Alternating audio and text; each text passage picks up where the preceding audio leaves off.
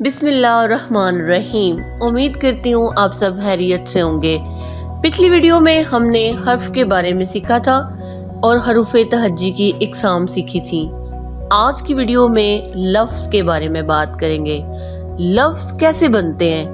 حروف کو ملا کر لفظ بنتے ہیں۔ لفظ کی دو اقسام ہیں، نمبر 1 کلمہ اور نمبر 2 مومل۔ کلمہ بامعنی الفاظ کو کلمہ کہتے ہیں، یا وہ لفظ جس کا کوئی معنی ہو اس کو کلمہ کہتے ہیں، جیسے پانی، کھانا، روٹی وغیرہ۔ مومل وہ لفظ جس کا کوئی معنی نہ ہو یا بے معنی الفاظ کو مومل کہتے ہیں۔